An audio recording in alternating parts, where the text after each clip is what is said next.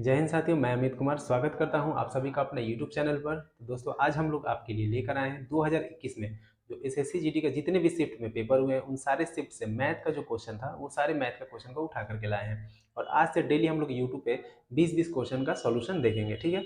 और इसके बाद जब 2021 का समाप्त हो जाएगा तो फिर हम लोग 2023 वाले में आएंगे जो 2023 में एसएससी जीडी का पेपर हुआ था, ताकि ये पता चले कि क्वेश्चन का लेवल जो है कहाँ तक उसमें चेंजेस आए हैं। अगर लेवल बढ़ेगा तो उस हिसाब से हम अपनी तैयारी को और बेहतर करने का प्रयास करेंगे। तो चलते हैं, वीडियो में बहुत ज़्यादा समय ना लेते हुए वीडियो को स्टार्ट करते हैं। चलते हैं पहले क्वेश्चन की तरफ।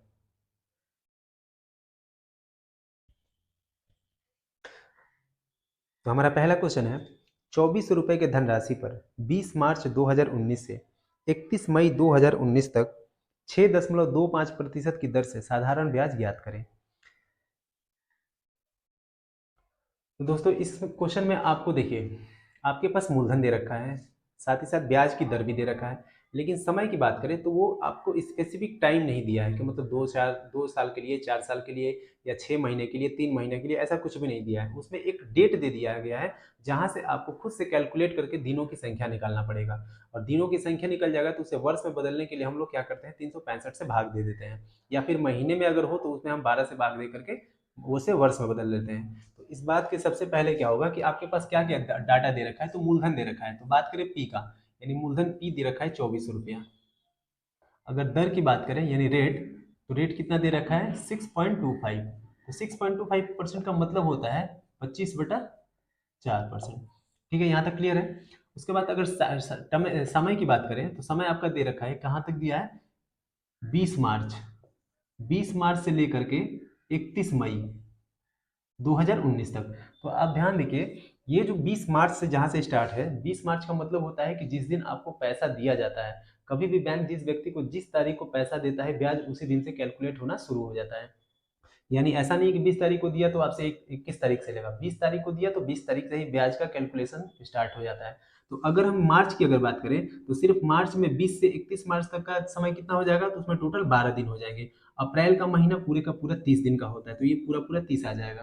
वैसे 31 मई की बात करें तो ये तो पूरा का पूरा 31 है। जब इसको पूरा जोड़ेंगे तो कितना हो जाएगा, 73 दिन। यानी टोटल आपको 73 दिन का उसको ब्याज देना है। आ गई बात समझ में? अब चलते हैं। अब ये 73 दिन जो आ गया है तो इसको हम क्या करेंगे, इसको वर्ष में बदलेंगे। तो वर्ष में बदलने के लिए क्या करते हैं, 365 से भाग दे देते हैं, क्योंकि आपको पता है कि जब एक वर्ष में कितने दिन होते हैं, 365 दिन। ठीक है, तो 73 दिन हो गया, तो 73 में कितना से भाग दे देंगे, 365 से। अब इसको हम क्या कहेंगे, दिन नहीं कहेंगे, अब इसको वर्ष कहेंगे। तो यहाँ से टी बराबर हो गया 1/5। ठीक है, 1/5 वर्ष हो गया। तो साधारण ब्याज पूछा है, तो साधारण ब्याज बराबर होता क्या है, साधारण ब्याज बराबर होता है मूलधन गुणे दर गुणे समय बटा 100। यही तो होता है। और आपके पास मूलधन दे रखा है कितना, 24 रुपया। तो हम 24 को ले लेंगे, और रेट कितना है, 25/4। और गुणे टाइम कितना है, तो 1/5। यहाँ से कैलकुलेशन करेंगे बटा 100, ये डबल जीरो कैलकुलेट खत्म हो जाएगा। ये 4 से कटेगा 6 बार में, ये 5 से कटेगा 5 बार में। 6 का 5 में मल्टीप्लाई करेंगे तो बताइए एसआई बराबर, मतलब साधारण ब्याज कितना रुपया आ गया, 30 रुपया। उम्मीद करते हैं क्वेश्चन समझ में आया होगा। ठीक है, तो चलते हैं अगले क्वेश्चन की तरफ। हमारा अगला क्वेश्चन है, दो संख्याओं का लघुत्तम समापवर्ती और महत्तम समापवर्ती क्रमशः 60 और 5 है।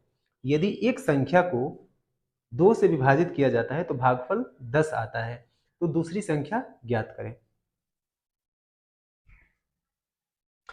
दोस्तों, इसमें दो नंबर दे रखा है आपको, और दोनों नंबर का एलसीएम और एचसीएफ ये भी दे रखा है। तो आपसे ये कह रहा है कि अगर पहले संख्या को, दो दो नंबर है जो अननोन है, जिसके बारे में आपको पता ही नहीं है, लेकिन एक नंबर के बारे में क्या कह रहा है कि यदि एक नंबर को हम 2 से भाग देते हैं तो भागफल 10 आता है। यानी नंबर निकालने के लिए हमें बहुत कुछ नहीं करना है। अगर एक नंबर की बात करें, पहले वाले नंबर का, ये मान लेते हैं कि पहला नंबर है और ये सेकंड नंबर है। तो एक नंबर के बारे में कह रहा है कि जब हम किसी नंबर में, पहले वाले नंबर में 2 से भाग देते हैं तो भागफल कितना आता है, 10 आता है। तो जब 10 भागफल आ गया, इसका मतलब रिमाइंडर 0 होगा। तो n का वैल्यू निकालने के लिए हम क्या करते हैं, भाजक गुणे भागफल, यानी इन दोनों का मल्टीप्लाई, और इसमें क्या करते हैं, प्लस शेषफल रिमाइंडर को जोड़ देते हैं। तो n बराबर क्या हो जाएगा, 2 × 10, तो बराबर संख्या कितना आ गया, 20। यानी वो जो संख्या था, पहला संख्या, वो 20 है। इस बात की जानकारी हमें मिल गई। तो यहाँ से हम लोग क्या करते हैं कि एलसीएम, क्योंकि आपके पास एलसीएम दे रखा है, एलसीएम कितना दे रखा है 60, और एचसीएफ कितना दे रखा है 5। पहला संख्या तो निकाल लिए, क्योंकि पहला संख्या था कितना, कितना आया मेरा 20 आ गया। ठीक है, तो हमें सेकंड नंबर पूछा है, तो सेकंड नंबर बताना है कि सेकंड नंबर कौन सा होगा। तो एलसीएम गुणे एचसीएफ बराबर होता है first number and second number का दोनों का मल्टीप्लाई होता है। एलसीएम आपको पता है कितना है 60 है, एचसीएफ कितना है 5 है, और पहला नंबर कितना निकाले हैं हम लोग 20, और सेकंड नंबर आपसे पूछा है तो सेकंड नंबर फाइंड कर लीजिए, यहाँ से कटेगा 20 या 60, तो सेकंड नंबर कितना आ गया 5 में 3 का अगर गुणा करेंगे तो 15 आ जाएगा। यही हमारा क्या हो जाएगा, आंसर हो जाएगा। उम्मीद करते हैं समझ में आया होगा क्वेश्चन। तो चलते हैं अगले क्वेश्चन की तरफ। चौथा क्वेश्चन है हमारा, किसी धनराशि पर 8% ब्याज की दर से 2 वर्ष में प्राप्त साधारण ब्याज और वार्षिक रूप से चक्रवृद्धि ब्याज के बीच का अंतर 1680 रुपया है, तो वह धनराशि ज्ञात करें। यानी अमाउंट पूछ रहा है आपसे। आपसे इस क्वेश्चन में अमाउंट पूछा जा रहा है।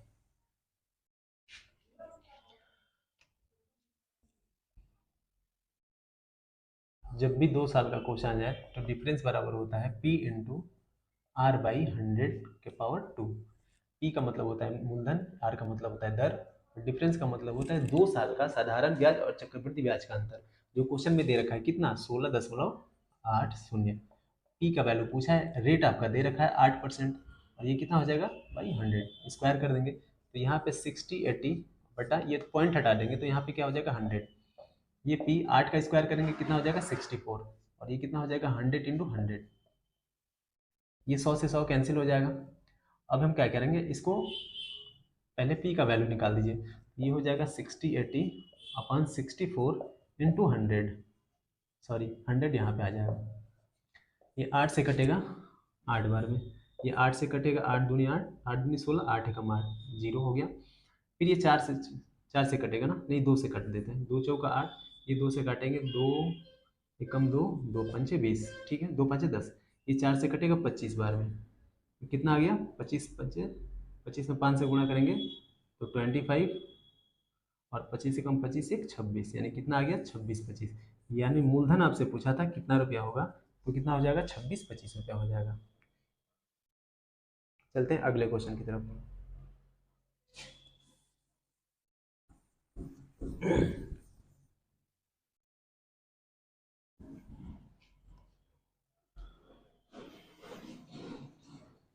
किसी कक्षा के 15 छात्रों का औसत आयु 14 वर्ष है, इनमें से 6 छात्रों का औसत आयु 15 वर्ष है और 8 छात्रों का औसत आयु 13 वर्ष है, तो 15वें छात्र की आयु ज्ञात करें।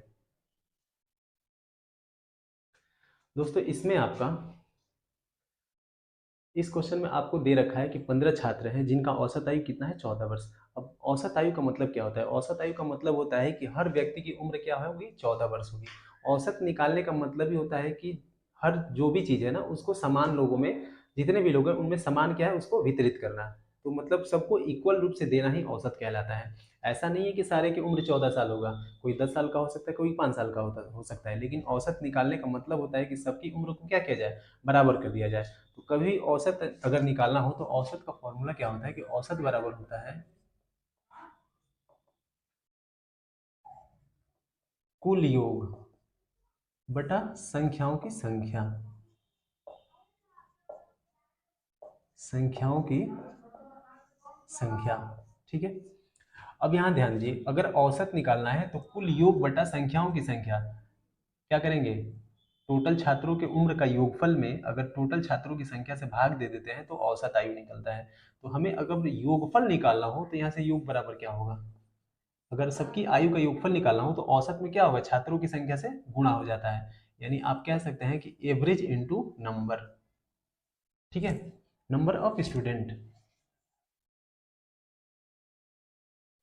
यानी जब योगफल निकालना हो सबके आयु का तो हम लोग क्या करते हैं, एवरेज में नंबर ऑफ स्टूडेंट से मल्टीप्लाई कर देते हैं। तो यहाँ पे देख रहे हैं कि 15 स्टूडेंट हैं और उनका औसत आयु कितना दे रखा है 14 साल, तो बताइए यहाँ टोटल ये योगफल निकलेगा 15 स्टूडेंट का, टोटल छात्रों की संख्या 15 और 14 क्या है इनका एवरेज है, तो योगफल निकलेगा इतना, बराबर कह रहा है कि 6 छात्रों का औसत आयु कितना दे रखा है 15 साल दे रखा है। तो ये 6 छात्रों का योगफल निकलेगा, क्योंकि औसत गुणे छात्रों की संख्या, ये औसत दे रखा है, ये छात्रों की संख्या है, यहाँ से योगफल निकलेगा कितने विद्यार्थी का, तो 6 विद्यार्थी का। अभी और बचा है 8 बच्चे, 8 बच्चों का औसत आयु 13 वर्ष दे रखा है, यानी 13 वर्ष ये औसत आयु है, और 8 क्या है, छात्रों की संख्या। लेकिन अभी भी मेरा एक स्टूडेंट बचा हुआ है, क्योंकि 8 और 6 कितना हो जाएगा, 14, टोटल विद्यार्थी है कितने, 15, यानी एक विद्यार्थी ऐसा है जिसकी उम्र का वैल्यू आपको पता नहीं है, तो हम उसको x मान लेंगे। अब यहाँ से इसका वैल्यू कितना हो जाएगा,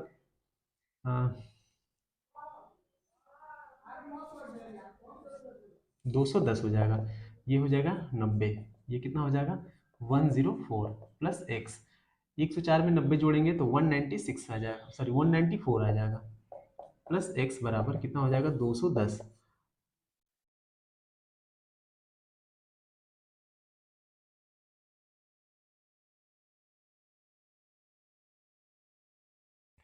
ठीक है, तो यहाँ से x का वैल्यू निकाल लेंगे, तो 210 में से 194 जाएगा, तो x का वैल्यू कितना आएगा, 16 वर्ष।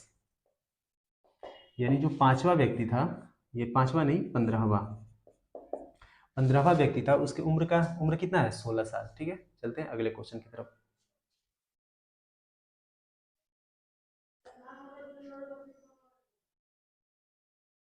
अगला क्वेश्चन है हमारा, वह अनुपात ज्ञात कीजिए जिनमें दोनों पदों का अंतर 45 और प्राप्त मान 4/7 के बराबर है।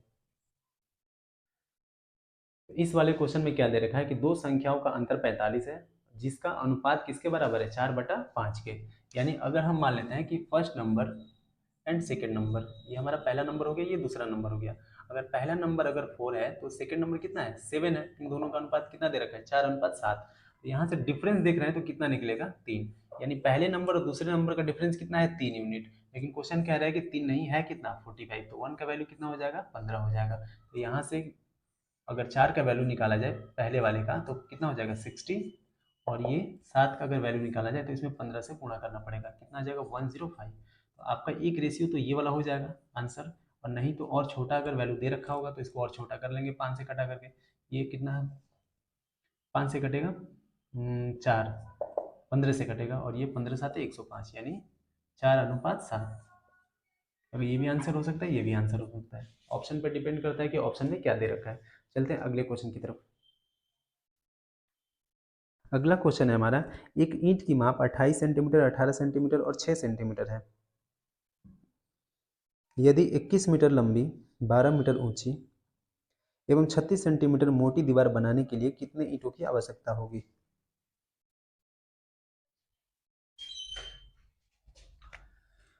दोस्तों इस क्वेश्चन में एक ईंट की जो माप दे रखा है वो कितना दे रखा है, 28 सेंटीमीटर गुणे 18 सेंटीमीटर गुणे 6 सेंटीमीटर। लेकिन बात करें जो दीवार है, इसकी माप दे रखा है, दीवार की माप 21 मीटर गुणे 12 मीटर इंटू 36 सेंटीमीटर। थोड़ा सा एक बार ध्यान देंगे कि ये भी सेंटीमीटर में है, ये भी सेंटीमीटर में है, ये भी सेंटीमीटर में, लेकिन यहाँ पे ये मीटर में है, ये मीटर में है, और ये क्या है, सेंटीमीटर में है।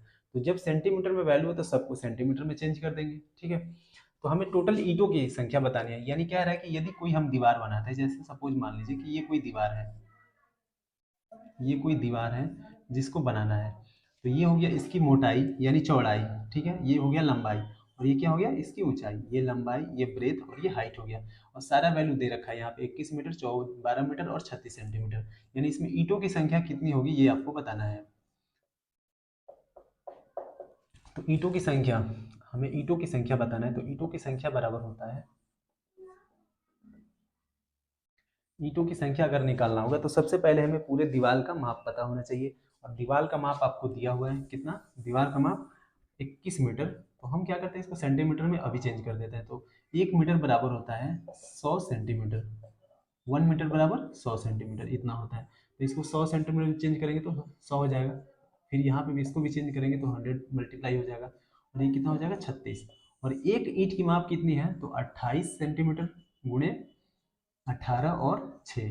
ठीक है, अब इसको क्या करना है, बस कैलकुलेशन करना है, जो कट रहा है उसको कटा दीजिए। 18 से कटेगा 2 बार में, ये 2 से कटेगा 3 बार में, ये 3 से कटेगा कितना, 4 बार में, यानी ये 400 हो गया।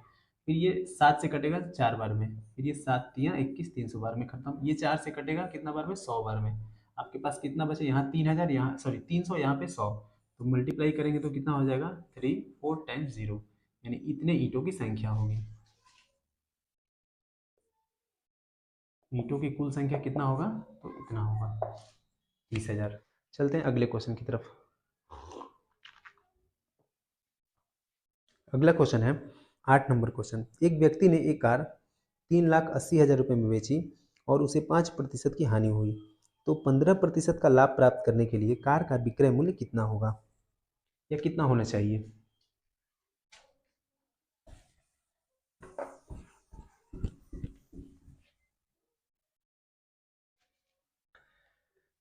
दोस्तों यहाँ पे ये कह रहा है कि एक आदमी है जिसने अपनी कार को बेचा। जब उसने बेचा तो उसने 5% की हानि पर बेचा, यानी कहने का मतलब है कि अगर वो जिस मूल्य पे बेचना था, अगर बिना हानि पे बेचता तो उसे कोई लॉस नहीं होता, लेकिन वो 5% का उसे नुकसान हो रहा है। इसका मतलब वो है कि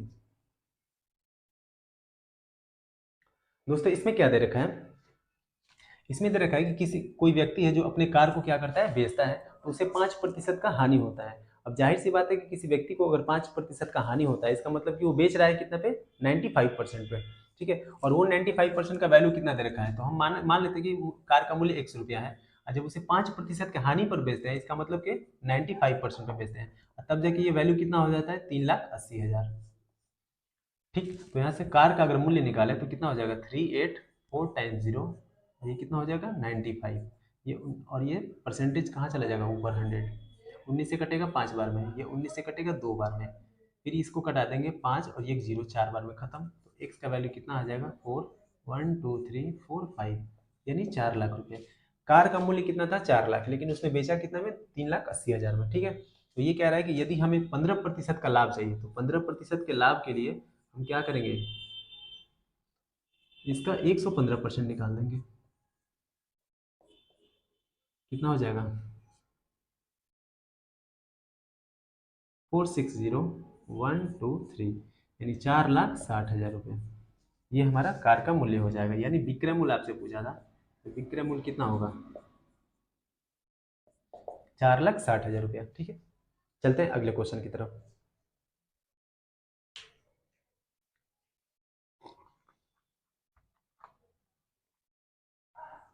एक कार पहले 272 किलोमीटर की दूरी 40 किलोमीटर प्रति घंटा की औसत चाल से और अगले 85 किलोमीटर की दूरी 50 किलोमीटर प्रति घंटा की औसत चाल से तय करती है, तो पूरी यात्रा के लिए औसत चाल ज्ञात करें।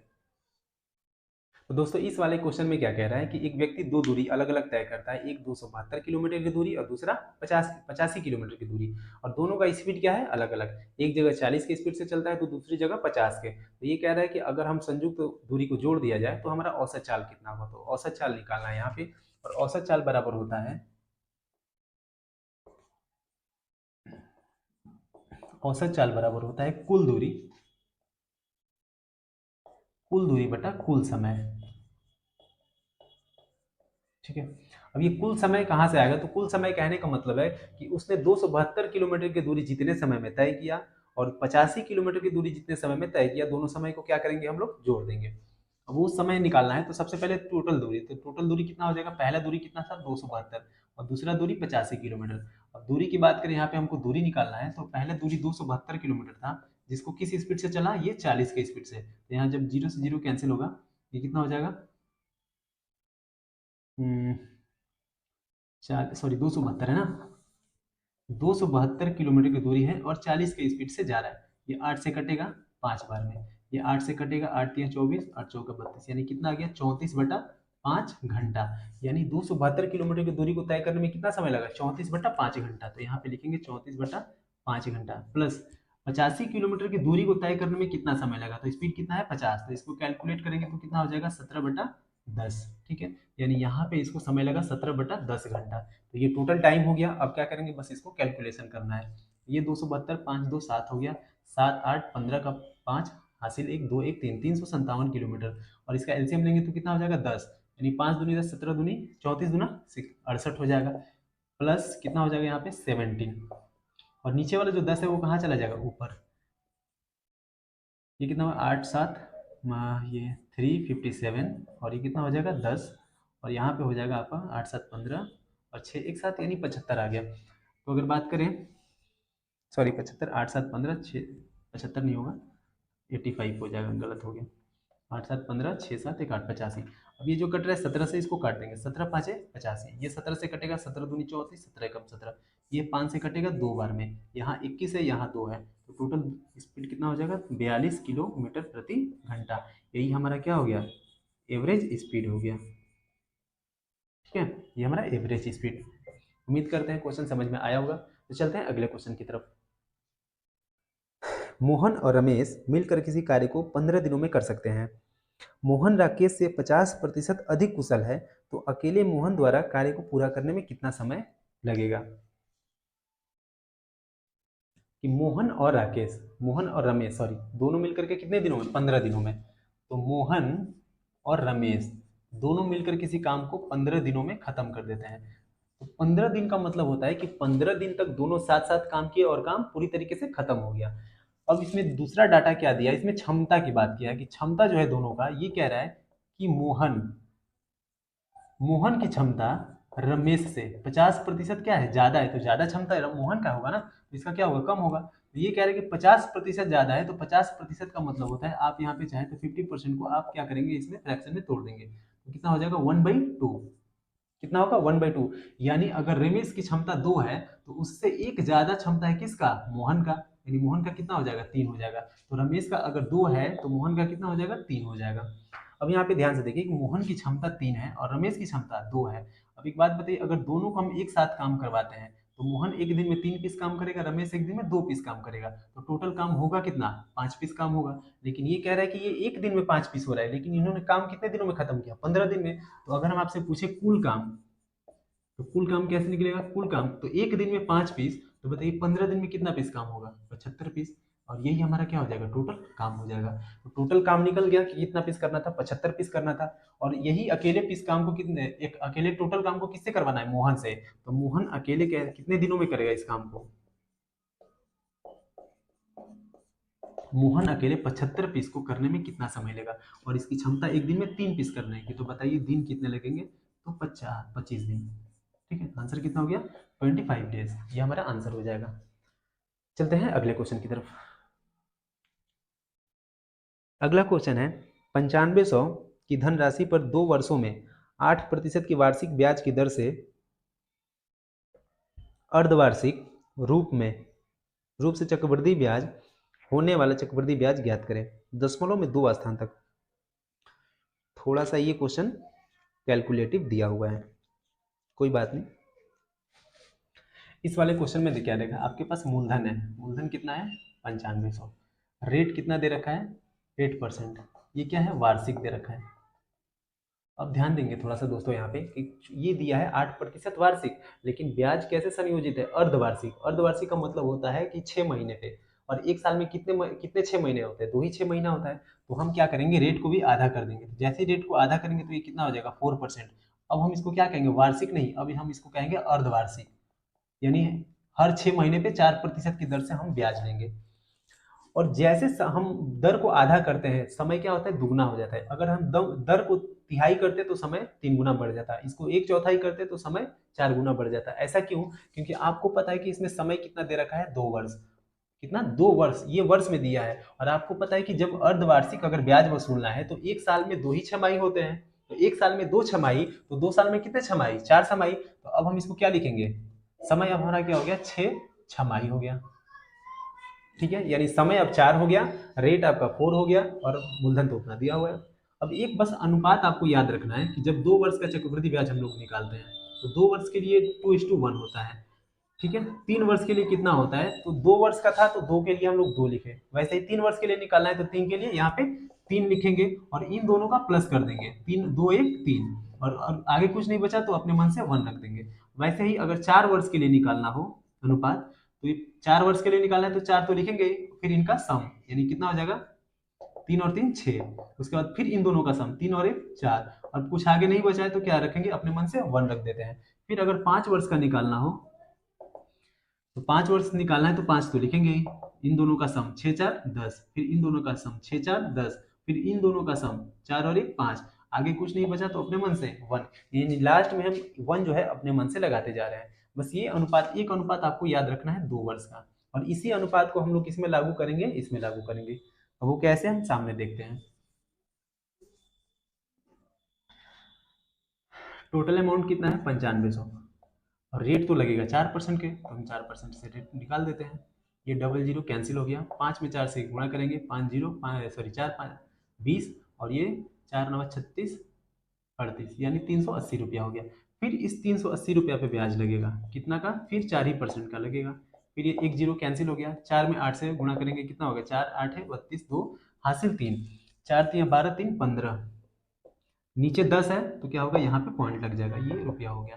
फिर इस ब्याज को यहीं पे लेंगे 50.2, और फिर इसका 4% वैल्यू निकालेंगे, तो ये पॉइंट हटा देंगे तो क्या होगा, नीचे 10 आ जाएगा। अब ये 4 दूनी, 4 में 2 से गुणा करेंगे 8, 4 में 5 से गुणा करेंगे 10 सॉरी 20, और ये 4 एकम 4 2 6, यानी 608, और बटा में कितना हो जाएगा 1000। 1000 का मतलब कहाँ पे, पॉइंट यहाँ पे लगेगा, ठीक है।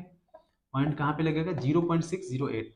चौथी बार निकालना है, चूंकि 4 समय है ना, इसलिए हम लोग 4 बार निकाल रहे हैं। 4 छमाही है तो 1 2 3 बार निकल चुका, चौथी बार निकालेंगे, तो चौथी बार निकालेंगे तो कितना हो जाएगा 0.608, और उसका कितना परसेंट, 4%। ये पॉइंट हटाएंगे, ये जब पॉइंट हटाएंगे तो नीचे कितना हो जाएगा, 3 जीरो आ जाएगा। अब ये कैलकुलेट करिए, 4 में 8 से गुणा करेंगे, कितना हो जाएगा, 4 8 32 हो जाएगा, 4 6 24 आ जाएगा। 1 2 3 4 5, यानी 5 अंकों के बाद हमको क्या लगाना है, जीरो लगाना है, तो यहाँ पे एक जीरो लगाना पड़ेगा, तब जाके यहाँ पे दशमलव लगेगा, ठीक है। 0.02432 ये हमारा वैल्यू हो गया। अब जो अनुपात था, तो अनुपात क्या था, 4 6 4 और 1, यही तो था, 4 6 4 1 अनुपात 4 साल के लिए। अब इन दोनों का क्या करेंगे, हम गुणा कर, इसका गुणा करिए, 4 में 0 से गुणा करेंगे, 4 0 0, 4 8 32 का 2 हासिल 3, 4 8 7 12, 12 3 15, यानी 1520 रुपया आ गया। इसका मल्टीप्लाई करेंगे 6 में 2 से, 6 दूनी 12 का हासिल 1, 6 5 30 1 31 का 1 हासिल 3, 6 कम 6 3 9 91 20 पैसा। फिर इसका मल्टीप्लाई करेंगे तो कितना हो जाएगा, 4 में 8 से गुणा करेंगे तो 4 8 है 32, और ये 4 6 के 24, यानी 2.4, ठीक है। वैसे यहाँ पे मल्टीप्लाई करेंगे तो ये तो वैल्यू आपका उतना ही रह जाएगा, 0.2432। जब इसको हम लोग सम करेंगे तो आपका कितना वैल्यू हो जाएगा, ये 2, ये 3 4 2 6, ये हो गया। उसके बाद से 2 2 3 5, और ये कितना हो गया, 4 4 2 6। अब इधर आते हैं, 2 2 1 3, ठीक है, और इधर 9 9 2 11 का 1 हासिल 1, 5 और 1 6 और 1, ठीक है, यानी कितना आ गया 1613.65। तो 1613.65 को हम क्या लिख सकते हैं, 6 6, यही हमारा क्या होगा, आंसर हो जाएगा। चलते हैं अगले क्वेश्चन की तरफ। एक वस्तु का अंकित मूल्य 400 रुपया था, लेकिन दुकानदार ने इस पर 25% एवं 15% की दोहरी छूट दी, तो उसने उस वस्तु को कितने में बेचा। यहाँ पे कह रहा है कि किसी वस्तु का जो अंकित मूल्य है, यानी मार्क प्राइस, अंकित मूल्य कितना दे रखा है, 400 रुपया, और ये डिस्काउंट आपको दे रहा है, डिस्काउंट दो दे रहा है, एक आपको 25% का और दूसरा 15% का। डिस्काउंट का मतलब होता है कि वह व्यक्ति पहले 400 रुपया पे 25% का छूट देता है, और फिर तुरंत उस पर 15% का छूट देता है, उसके बाद वस्तु कितने का बिकता है, यही पूछ रहा है आपसे। तो देखिए 25% छूट देने का मतलब होता है कि उसने 25% छोड़ दिया, तो लिया कितना, 75%। यानी अगर 400 रुपया का अगर सेलिंग प्राइस निकालना हो, यानी विक्रय मूल्य, तो विक्रय मूल्य कितना हो जाएगा, 400 रुपए का पहले 75% निकालेंगे, क्योंकि 25% तो छोड़ दिया, तो बचा कितना, 75%, और 75% का वैल्यू कितना होता है, 3/4। उसके बाद फिर 15% का एक और डिस्काउंट दिया, इसका मतलब कि 15% छोड़ दिया, तो बचा कितना, यानी वो 85% पे ले रहा है, और 85% का वैल्यू कितना हो जाएगा, 17 से कटेगा 5 बार में, सॉरी 5 से कटेगा 17 बार में, ये 20 बार में, यानी 17/20 हो जाएगा। अब बस क्या करना है, आपको कैलकुलेशन करना है। ये आपका 20 चौका 80, ये 5 बार में कट जाएगा, 5 तिया 15, और ये कितना हो गया, इधर 17 हो गया, गुणा कर दीजिए, ये आपका विक्रय मूल्य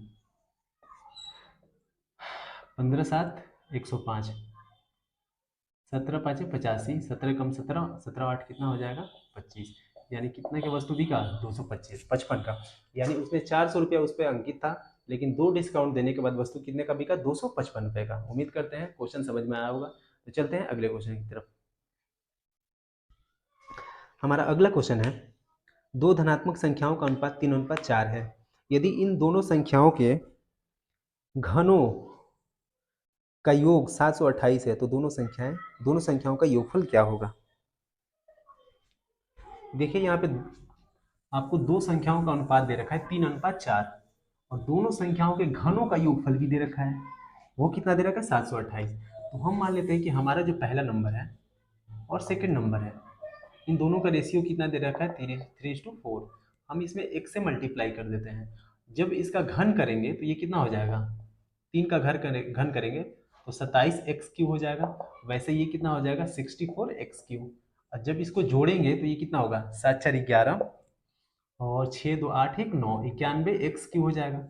ये कह रहा है कि दो संख्याओं का अनुपात 3:4 है। जब इसका घन कर देते हैं तो घन करने के बाद इसका जो योगफल बन रहा है वो 91x³ बन रहा है। लेकिन क्वेश्चन कह रहा है कि क्या इतना नहीं बन रहा है कितना 728। तो बताइए x³ का वैल्यू कितना आ जाएगा, 8 से कटेगा 8 बार में, तो x का वैल्यू कितना आ जाएगा तो 2 आ जाएगा। जब इसका स्क्वायर क्यूब निकालेंगे तो कितना होगा, x का वैल्यू 2 आ जाएगा। तो आपसे क्या पूछा है, उन दोनों संख्याओं का योगफल। तो दोनों संख्याएं थी कितना 3x और 4x। तो यहाँ पे दोनों संख्याओं का योगफल निकालेंगे 3x + 4x तो वैल्यू कितना आ जाएगा 7x निकाल जाएगा। और x का वैल्यू कितना निकाल के रखे हैं 2, तो साथ में 2 का मल्टीप्लाई करेंगे कितना हो जाएगा 14। यानी यही आपसे क्वेश्चन पूछा था। चलते हैं अगले क्वेश्चन की तरफ। हमारा अगला क्वेश्चन है, एक व्यक्ति के वेतन में पहले 15% की वृद्धि की जाती है और फिर 15% की कमी की जाती है, तो उसके वेतन में हुआ शुद्ध परिवर्तन कितना है।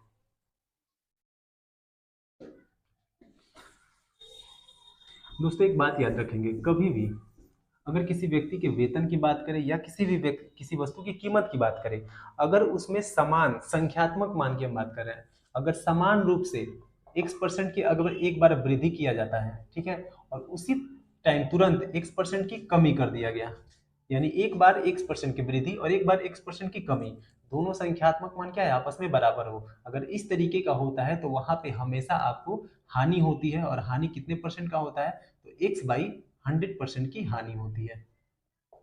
यहाँ लाभ होने का कहीं से भी गुंजाइश नहीं है। यहाँ पे क्या होगा, हमेशा आपको नुकसान होगा, हानि होगा। कितने का, तो जितना परसेंट हम कम किए थे और बढ़ाए थे उसी का स्क्वायर कर देंगे और बटा 100 से। तो यहाँ पे आपको वैल्यू कितना दे रखा है, पहले 15% कह रहा है कि बढ़ाने के लिए, तो 15 का स्क्वायर करेंगे कितना हो जाएगा 225 बाई 100। ये माइनस रहेगा, माइनस ये कहता है कि मतलब नुकसान हो रहा है। तो जब 225 में 100 से भाग देंगे तो कितना आ जाएगा 2.25% की क्या होगी कमी होगी। ठीक है, यही हमारा आंसर होगा 2.25। याद रखेंगे जब भी संख्यात्मक मान बराबर हो और एक बार वृद्धि एक बार कमी, तो हमेशा क्या होगा -x² 100% की हानि होगी, हमेशा हानि होगा, इस बात का ध्यान रखेंगे। चलेंगे अगले क्वेश्चन की तरफ। हमारा अगला क्वेश्चन है, दो शंकुओं की ऊंचाई 2:1 है, उसकी त्रिज्याओं का अनुपात 1:2 है, तो उसके आयतन का अनुपात क्या होगा। ऊंचाई का अनुपात दे रखा है 2:1, त्रिज्या का अनुपात दे रखा है 1:2। दो अलग अलग शंकु है, ठीक है, आपके पास दो अलग अलग शंकु दे रखा है।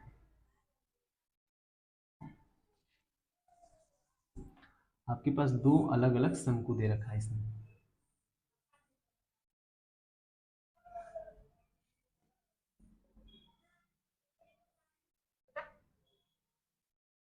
एक शंकु का ऊंचाई पहले वाले को अगर h1 मान लेते हैं तो ये क्या हो जाएगा h2 हो जाएगा।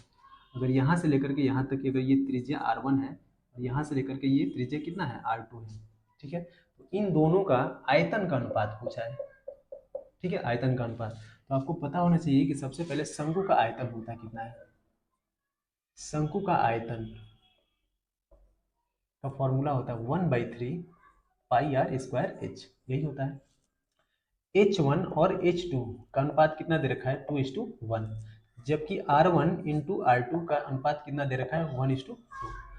तो इसका आयतन का अनुपात निकालना है, तो आयतन का अनुपात निकालने के लिए हम क्या करेंगे 1/3 πr²h1, यहाँ पे R1 लिखते हैं, पाई R1² H1 अनुपात 1/3 पाई R2² इंटू H2। और बस वैल्यू क्या करना है, पुट कर देना है। आपको पता है 1/3 पाई 1/3 पाई दोनों में क्या है, कॉमन है, तो ये कट जाएगा।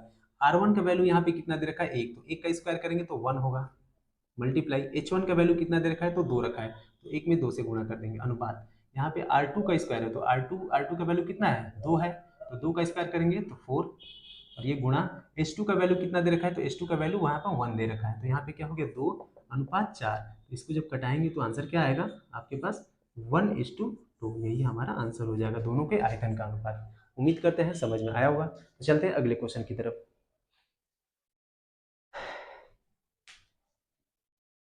एक मिश्र धातु A का 40 किलोग्राम मिश्र धातु B के 63 किलोग्राम में मिलाया गया। यदि मिश्र धातु A में लेड और टीन का अनुपात 2:3 है और मिश्र धातु B में टीन और तांबा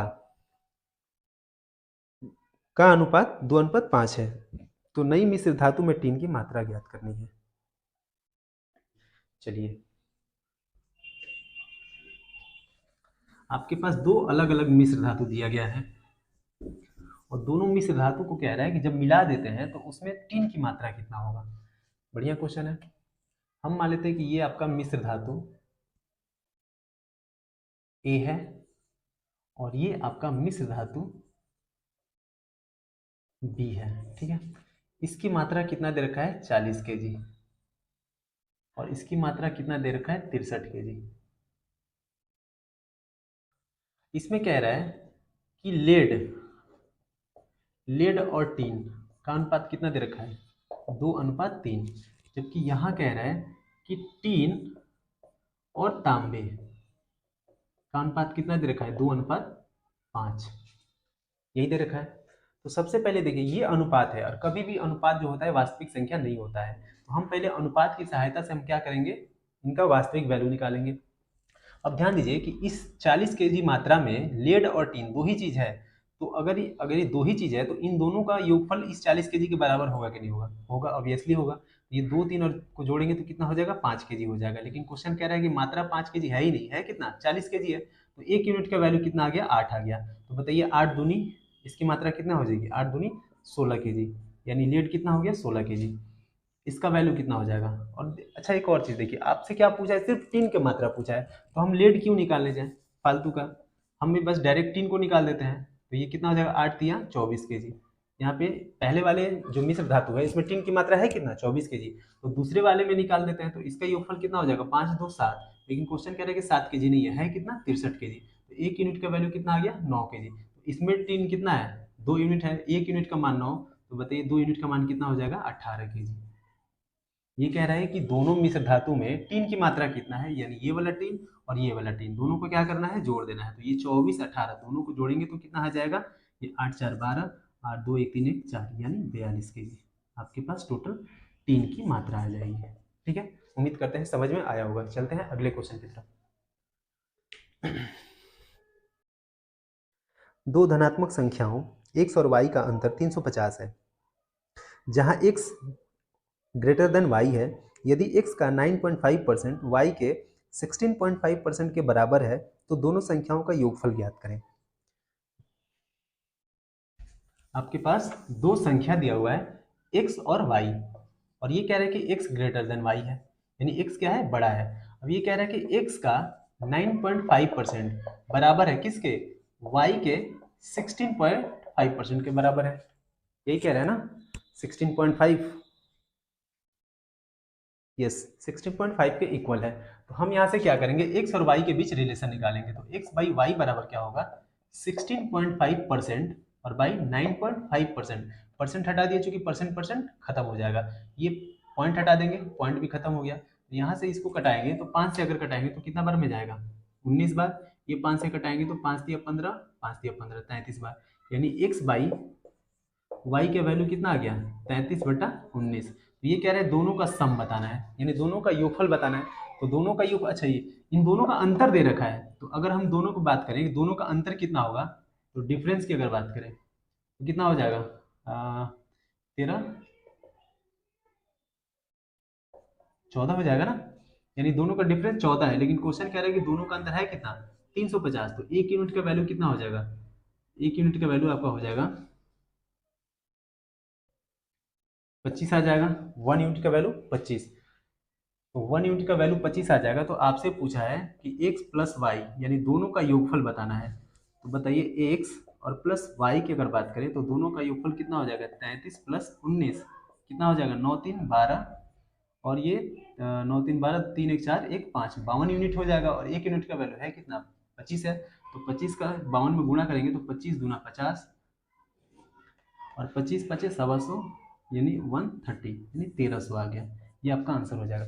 एक बार फिर से समझा देते हैं। क्वेश्चन कह रहा है कि x बड़ा है y से और x का 9.5% y के 16.5% के इक्वल है। तो हम यहाँ से x और y का क्या निकाल दिए, अनुपात निकाल दिए। तो x का वैल्यू आ गया 33 और y का वैल्यू 19, यानी अगर x 33 था तो 19 कितना है, y कितना है, 19 है। अब ये कह रहा है कि दोनों संख्याओं का अंतर, इन दोनों संख्याओं का अंतर दे रखा है, कितना है, 350।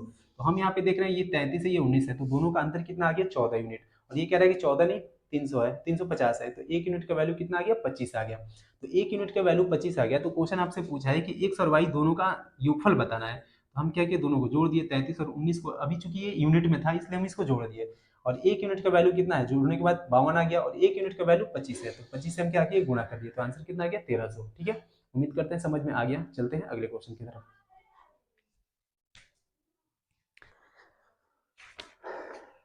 यदि किसी वस्तु का विक्रय मूल्य 3 गुना होने पर लाभ 4 गुना हो जाता है तो वस्तु का प्रतिशत लाभ ज्ञात करें। क्वेश्चन आपसे क्या कह रहा है कि यदि किसी वस्तु का विक्रय मूल्य 3 गुना कर देने पे लाभ क्या होता है, 4 गुना। तो ये हमारा हो गया क्रय मूल्य। सबसे पहले हमें क्रय मूल्य नहीं पता है कि क्रय मूल्य है कितना, और विक्रय मूल्य के बारे में कह रहा है कि जब विक्रय मूल्य 3 गुना हो जाए तो अच्छा ये कहता है कि विक्रय मूल्य 3 गुना हो जाए, तो हम मान लेते हैं कि हमारा क्रय मूल्य 1 रुपया था, तो विक्रय मूल्य हमने 3 गुना कर दिया यानी 3 रुपया। तो अब हम देखते हैं 1 रुपये का वस्तु खरीद कर अगर कोई व्यक्ति 3 रुपये में बेचता है तो उसको लाभ कितना होता है। तो आप कहेंगे लाभ यहाँ पे 2 का हो रहा है, लेकिन क्वेश्चन कह रहा है कि 2 का नहीं, 4 गुना लाभ हो रहा है। तो 1 यूनिट का वैल्यू कितना आ जाएगा, 2 आ जाएगा, यही होगा ना। तो 1 यूनिट का वैल्यू 2 आ जाएगा। तो बताइए 2 का 1 यूनिट का वैल्यू 2, तो 3 यूनिट का वैल्यू 6, यानी ये 2 का वैल्यू 2 एकम 2, यानी खरीदा गया 2 रुपए में और बेचा गया 2 तिया 6 रुपए में। तो बताइए लाभ कितने का हो गया, 4 रुपए का। कितना पे, 2 रुपए पे। अब प्रतिशत के लिए 100 लगा दीजिए, कितना आ जाएगा, 200%। ये हमारा आंसर होगा। ठीक है, चलते हैं अगले क्वेश्चन की तरफ।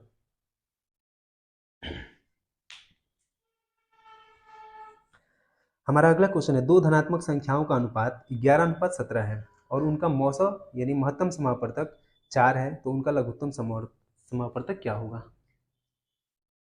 एक चीज यहाँ पे समझ लेंगे, यदि किन्हीं दो संख्याओं का अनुपात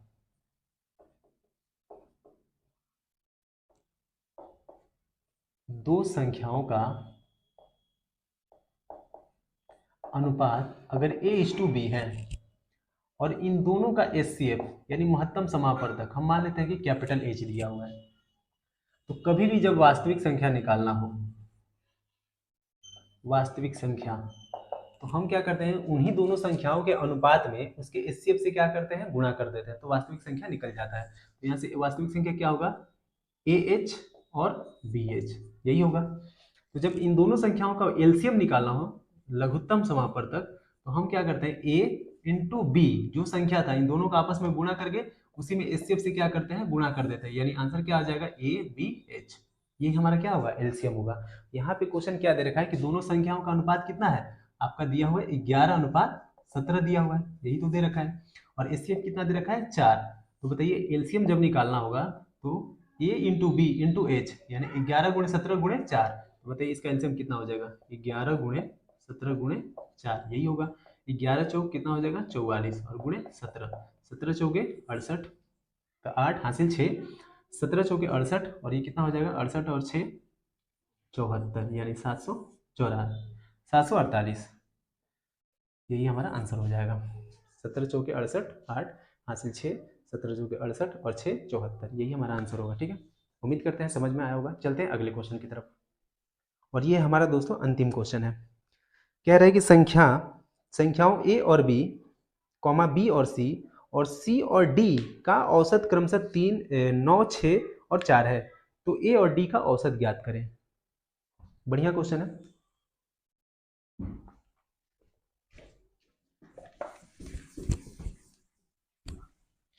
अभी जस्ट हम लोग एक क्वेश्चन बनाए थे एवरेज का, जिसमें मैंने कहा था आपसे कि योगफल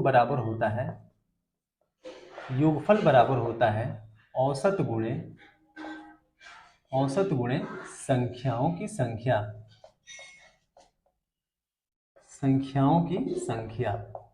यही होता है। अब ये कह रहा है कि a प्लस बी का औसत कितना है, a प्लस बी का औसत 9 है। तो बताइए a प्लस बी का औसत 9 है, तो यहाँ से योगफल कितना आ जाएगा, तो आप कहेंगे a प्लस बी बराबर 9 दूनी 18। ठीक है, वैसे ही b प्लस सी का औसत दे रखा है कितना, 6 दे रखा है। तो बताइए यहाँ से b प्लस सी का योगफल कितना आएगा, 6 दूनी 12 आ जाएगा। फिर कह रहा है कि c प्लस डी का योगफल कितना दे रखा है, 4 दे रखा है। तो यहाँ से c प्लस डी का योगफल कितना आ जाएगा, 8 आ जाएगा। हमसे क्वेश्चन पूछा है कि a प्लस डी का औसत बताना है, यही आपको बताना है a प्लस डी का, यानी a के फॉर्म में डी के फॉर्म में आपको आंसर पता होना चाहिए। तो हमें पता है यहाँ से हमको a मिलेगा और यहाँ से हमको d मिलेगा, यानी इस वाले इक्वेशन का कोई काम ही नहीं है। इस वाले इक्वेशन का हमें कोई भी काम नहीं है। काम कहाँ से लेना है, यहाँ से लेना है। तो यहाँ से a का वैल्यू अगर निकालेंगे तो बताइए a का वैल्यू क्या निकलेगा, ये b जा करके घटेगा तो a का वैल्यू क्या आ जाएगा, 18 माइनस बी। यानी हम यहाँ पे डायरेक्ट रखते हैं, a का वैल्यू कितना आ जाएगा, 18 माइनस बी, यही होगा।